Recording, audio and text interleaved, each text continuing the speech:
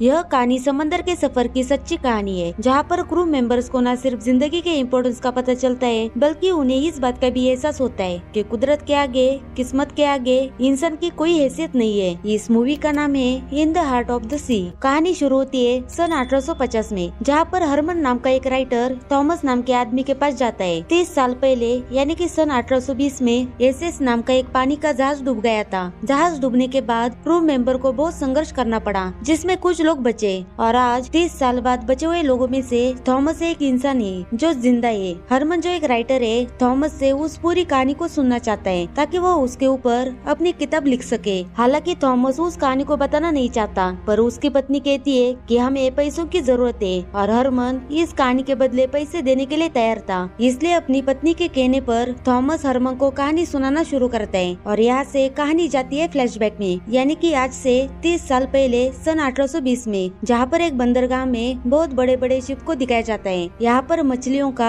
और साथ ही साथ वेल मछलियों से जो ऑयल निकलता है उसका बहुत बड़ा व्यापार होता है। जिस ऑयल की बहुत ज्यादा डिमांड होती है, इसलिए बहुत बड़ी कंपनी के कुछ ओनर्स एक सेलर को बुलाते हैं जिसका नाम होता है ओवेन। वो उनको बोलते हैं कि हम अपने बड़े शिप जिसका नाम एसएस है उसे समंदर में भेज रहे हैं और हम चाहते हैं कि तुम शिप में फर्स्ट मीट बनकर जाओ। यह सुनकर ओवेन बिल्कुल भी खुश नहीं होता, क्योंकि आखिरी जर्नी के बाद उसे वादा किया गया था कि वह अगली जर्नी में शिप का कैप्टन बन जाएगा और उसे कैप्टन न बनाकर कैप्टन के बाद की जो पोजीशन होती है वो दी गई थी, जिससे ओवेन बिल्कुल भी खुश नहीं होता। कंपनी के ओनर्स उसे कहते हैं कि अगली जर्नी में हम तुम्हें कैप्टन बना देंगे। ओवेन उनसे कागज पर यह लिखवा लेता है। दरअसल इस बार जिसको शिप का कैप्टन बनाया गया था उसका नाम था जॉर्ज और वह कंपनी के मालिक का बेटा है। जहाज में सफर की तैयारी शुरू हो जाती है। इस सफर में एक 14 साल का लड़का भी शामिल होता है जिसका नाम थॉमस है और वह आना थे। थॉमस वही आदमी है जो प्रेजेंट सीन में यह पूरी की पूरी कहानी राइटर को सुना रहा है। थॉमस और उसका साथी इस सफर में शामिल हो जाते हैं और एसेक्स नाम का जहाज समंदर के सफर में निकल पड़ता है। जहाज की सेल को जब नीचे कर रहे होते हैं तो एक सेल अटक जाती है, जिसे नीचे करना बहुत जरूरी होता है। तभी ओवेन बड़ी बहादुरी से ऊपर चढ़ता है और चाकू से रस्सी को काट के सेल को खोल देता है, जिससे पता चलता है कि ओवेन अपने काम में बहुत माहिर है, जबकि शिप का जो कैप्टन जिसका नाम जॉर्ज है उसे इतना एक्सपीरियंस नहीं होता।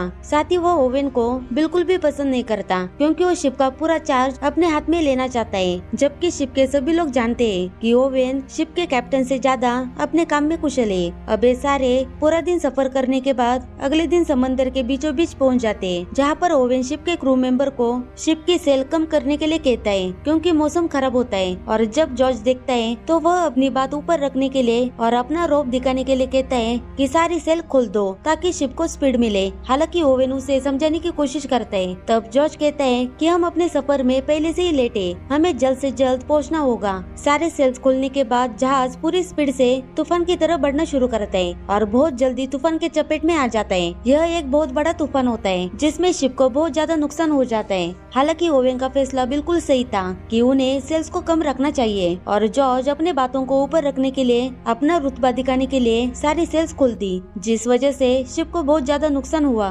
तूफान थमने के बाद जॉर्ज ओवेन से कहते हैं कि हम जल्द वापस जाएंगे ताकि हम अपने शिप को रिपेयर कर सके। साथ ही वापस पहुंचने के बाद तुम एक माफीनामा लिखोगे जिसमें तुम लिखोगे कि तुमने अपने कैप्टन के ऑर्डर नहीं माने, जिस वजह से कई लोगों की जान जा सकती थी। मुझे तुम्हारा इस्तीफा चाहिए। ओवेन ये सुनकर पूरी तरह से हैरान हो जाते हैं। वह जोर से कहते हैं कि सेल्स को नीचे करना तुम्हारा ऑर्डर था, तुम्हारी वजह से हम तूफान में फंसे। जॉर्ज कहता है कि मैं अपने गुरु का टेस्ट कर रहा था। ओवेन कहता है कि तुम टेस्ट कर रहे थे, वो भी तूफान के बीचों बीच। यह एक बहुत ही गलत कैप्टनशिप है। इस बात से जॉर्ज पूरी तरह से भड़क जाता है और कहता है कि तुम एक किसान के बेटे हो, मेरे खानदान के बारे में मत बोलो, मेरे पूरे खानदान ने इसी काम को किया है। दरअसल इस वक्त में किसी शिप का कैप्टन बनना बहुत ही बड़ी बात थी, जिस बात का घमंड जॉर्ज के अंदर होता है। और ओवेन खाली हाथ नहीं जाना चाहता, क्योंकि अगर खाली हाथ गए तो इन्हें पैसे नहीं मिलेंगे। इसलिए वह जॉर्ज को समझाता है कि बिना ऑयल के वापस जाना आपके परिवार के शान के खिलाफ होगा और मैं चाहता हूँ कि हम ऑयल जल्दी से इकट्ठा करें और जल्द से जल्द वापस चले जाए। जिस काम के लिए हम यहाँ पर आए हैं उस काम को हमें पूरा करना होगा। जॉर्ज उसकी बात मान जाता है और इसके बाद यह समंदर की और भी गहराई में बढ़ते हैं। इन्हें समंदर में पूरे 3 महीने हो चुके थे। 3 महीने बाद इन्हें व्हेल मछली का झुंड दिखाई देता है, जहाँ पर वो शिप से 3 छोटी छोटी नौकाओं में समंदर में व्हेल मछली का शिकार करने के लिए उतर जाते हैं। ये सब वहाँ पर एक व्हेल मछली का शिकार भी करते हैं। इसके बाद व्हेल मछली को शिप पर लाया लाया जाता है जहाँ पर उसकी बॉडी के अंदर से ऑयल निकाला जाता है, लेकिन अभी भी उसके अंदर बहुत सारा ऑयल होता है। व्हेल मछली के ऊपर जो छेद किया होता है वो बहुत ही छोटा होता है और इस पूरे शिप में सबसे छोटा लड़का थॉमस है जो 14 साल का है, जो कि इस टाइम राइटर को पूरी कहानी सुना रहा है। इस व्हेल के शिकार के बाद उन्हें कई महीनों तक कोई भी व्हेल नहीं दिखती। इन्हें लगभग समंदर में पूरा 1 साल हो जाता है। यह सब अपने घर से बहुत दूर है। इनके खाने पीने का सामान भी खत्म होने वाला है, इसलिए वो सभी एक टापू के पास अपना शिप रोक देते और नाव से टापू पर जाते, जहाँ पर इनके पास जो व्हेल ऑयल था यह उसका सौदा करते। यहाँ पर इन्हें एक कैप्टन भी मिलता है जो इन्हीं की तरह व्हेल के ऑयल का काम किया करता था, लेकिन उसका एक हाथ नहीं है। ओवेन और जॉर्ज उसके पास जाते हैं। वो उसे पूछते हैं कि हमें व्हेल्स कहाँ पर मिलेंगे। तब कैप्टन बताता है कि आज से कई साल पहले जब मेरे पास अपना शिप था, यहाँ से 2000 मील दूर वेस्ट में हमें इतनी सारी व्हेल्स मिली थी कि हम एक दिन में 3000 बैरल ऑयल इकट्ठा कर सकते थे। 3000 बैरल ऑयल बहुत ज्यादा है। जॉर्ज और ओवेन के पूरे सफर का टारगेट 2000 बैरल ऑयल का है। इसके बाद कैप्टन बताता है कि हम व्हेल्स को मारकर ऑयल ले सकते थे अगर वहाँ पर व्हाइट व्हेल नहीं आती, जिसकी लंबाई लगभग 100 फीट की है। वह समंदर का शैतान है जिसने एक ही बार में हमारे पूरे शिप को नष्ट कर दिया। मेरे 6 लोग मारे गए, साथ ही साथ मैंने अपना एक हाथ भी खो दिया। ओवेन और जॉर्ज उसकी बात पर यकीन नहीं करते और वह अपना शिप लेकर वेस्ट की तरफ बढ़ते और ये सारे उस जगह पर पहुंच जाते जिस जगह के बारे में कैप्टन ने बताया था। तो उसकी बात सच होती है। यहाँ पर व्हेल्स का झुंड होता है जिसे देखकर वो बहुत ही खुश और एक्साइटेड हो जाते। यहाँ से एक दिन में वो इतना ऑयल निकाल सकते हैं कि यह सब वापस अपने घर जा सकते हैं। यह सब के सब छोटी बोट में समंदर में व्हेल मछलियों का शिकार करने के लिए उतर जाते हैं और जब शिकार कर रहे होते तभी यहाँ पर वही व्हाइट व्हेल आती है जिसके बारे में इन्हें कैप्टन ने बताया था। वो व्हेल मछली इतनी बड़ी होती है कि एक ही बार में इनकी नाव को पलट देती है। इसके बाद वो उनके बड़े शिप पर हमला करती है जिससे इनका शिप नीचे से लीक होना शुरू हो जाता है और ओवेन इस व्हेल मछली का शिकार करना चाहता है, इसलिए वो अपने भाले को डबल करता है और व्हेल मछली पर निशाना लगाता है। उसका निशाना एकदम सही जगह पर लगता है। भाला व्हेल मछली के शरीर में गड़ जाता है। यह भाला एक रस्सी से बंधा होता है और यह विशाल व्हेल लगातार पानी के गहराई में जा रही थी। एक पॉइंट पर आकर इनकी रस्सी खत्म हो जाती है। रस्सी को उन्होंने बीचों बीच जो पोल होता है उसे बांधा होता है और बहुत ही जल्दी इनका वो पोल भी टूट जाता है। इनका पूरा शिप डैमेज हो चुका था जो लगातार डूब रहा था और जो व्हेल के शरीर में भाला होता है वह भी उसके शरीर से निकल जाता है। यह सब के सब 3 नाव में बैठकर पानी में उतर जाते हैं और कुछ ही पलों में इनका पूरा शिप पानी में डूब जाता है और अब इनके सामने एक ऐसा सफर है जिसके बारे में इन्हें भी नहीं पता कि यह सफर इन्हें कहाँ ले जाएगा। एक बार फिर से किस्मत इनका साथ नहीं देती। समंदर में एक बहुत ही बड़ा तूफान आता है जिसमें इनका एक साथी भी जख्मी हो जाता है। इन्हें समंदर में इसी तरह से बहते हुए पूरे 34 दिन हो चुके थे। इनके खाने का जो राशन है वो भी लगभग खत्म हो चुका था और तभी इन्हें उम्मीद की एक किरण दिखती है। इन्हें एक आइलैंड दिखता है जिसे देखकर वो बहुत ही खुश हो जाते हैं और यह अपनी तीनों नाव को उस आइलैंड की तरफ मोड़ देते हैं। तभी वही विशाल व्हाइट व्हेल वहाँ पर आती है जिसने इनके शिप को डुबाया था। वो एक बार फिर से इन पर हमला कर देती है और इनकी सभी नाव को डुबा देती है। यह सब के सब बहते हुए किनारे तक पहुँच जाते हैं। यहाँ पहुँचकर ये फैसला करते हैं कि ये यहाँ पर दिन रात आग जलाकर रखेंगे ताकि दूर से अगर कोई गुजरे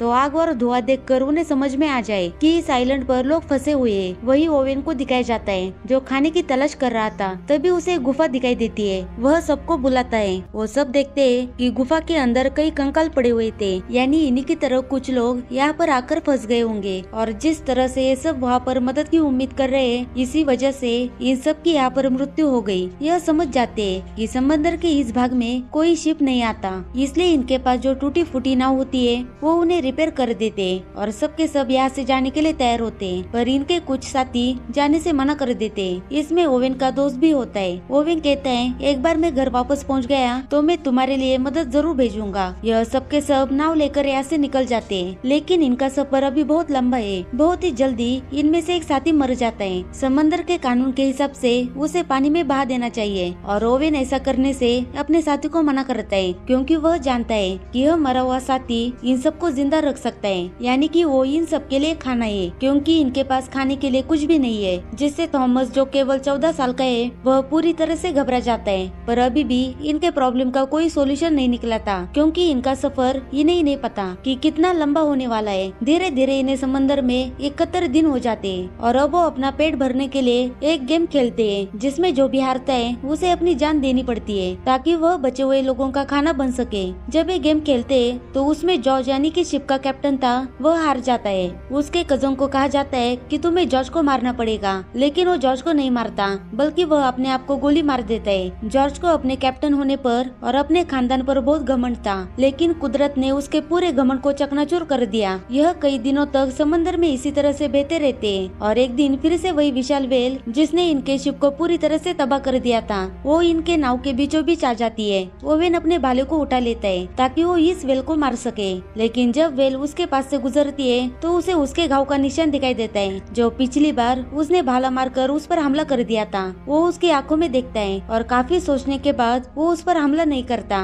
और व्हेल चुपचाप वहाँ से चली जाती है और इसके बाद वह कभी भी उनके पीछे नहीं आती। कुछ दिन इसी तरह समंदर में सफर करते हुए कैप्टन जॉर्ज और ओवेन की जो नाव होती है वो दोनों के दोनों एक दूसरे से अलग हो जाते हैं, लेकिन बहुत ही जल्दी पास से गुजरते हुए एक शिप में से कैप्टन जॉर्ज की नाव को देख लेता है और उन्हें रेस्क्यू कर लिया जाता है। वही दूसरी तरफ ओवेन की बोट लगातार पानी में बह रही होती है, न उनके पास पीने के लिए पानी है न खाना, और जब वह पूरी तरह से जिंदगी की लड़ाई हार चुके होते हैं तभी उन्हें आसमान में बहुत सारे पंछी दिखाई देते हैं और जब वो दूर से देखते हैं तो वहाँ पर एक आइलैंड होता है जिसे देखकर ओवेन और 14 साल का थॉमस के अंदर एक उम्मीद की किरण जाग जाती है। यह अपनी नाव को उस तरफ ले जाते हैं और बहुत ही जल्दी उस आइलैंड से उन्हें रेस्क्यू कर लिया जाता है। ठीक 3 महीने बाद ये अपने घर पहुँच जाते हैं। ओवेन की पत्नी ओवेन को देखकर काफी खुश होती है। दरअसल सबने मान लिया था कि यह सबके सब मर चुके हैं। ओवेन जब इस सफर पर गया था तब उसकी पत्नी प्रेग्नेंट थी और अब उसकी बेटी काफी बड़ी हो चुकी है जिसे उसने पहली बार देखा है। इसके बाद वह कंपनी जिसने ओवेन और कैप्टन जॉर्ज को इस सफर पर भेजा था वो इन दोनों को बुलाती है। वह कहते हैं कि बहुत ही जल्दी इंक्वायरी होगी। दरअसल इस सफर में इनके बहुत सारे लोग मारे गए होते हैं, इसलिए इनसे पूछा जाएगा कि इस सफर में क्या हुआ था। कंपनी के जो ओनर्स होते हैं वो कहते हैं कि तुम्हें एक झूठी कहानी बतानी होगी ताकि हमारी कंपनी की रेपुटेशन इन्वेस्टर्स और इंश्योरेंस कंपनी के सामने बनी रहे, लेकिन ओवेन उनकी बात नहीं मानता। हालांकि वो उसे पैसों का लालच भी देते, पर वह कहता है कि मैं तुम्हारी कोई बात नहीं मानूंगा और वह अपना इस्तीफा दे देता है। यहाँ पर कैप्टन जॉर्ज को अब इंक्वायरी के लिए सामने बिठाया जाता है। हालांकि उसके पिता भी इस कंपनी के ओनर्स में से एक ओनर है और कैप्टन जॉर्ज ने मौत को बहुत नजदीक से देखा है, इसलिए वो काफी बदल चुका है। उसे इन बातों से कोई फर्क नहीं पड़ता और इंक्वायरी के सामने बता देता है कि उनके शिप को व्हाइट व्हेल ने डुबाया था। वही कहानी प्रेजेंट में आती है जहाँ पर वो 14 साल का थॉमस था। वो इस कहानी को राइटर को सुना रहा होता है। वो उसे बताता है कि कैप्टन जॉर्ज एक बार फिर से समुद्र में गए थे उस व्हाइट व्हेल के शिकार के लिए और वो उन्हें कभी भी नहीं मिली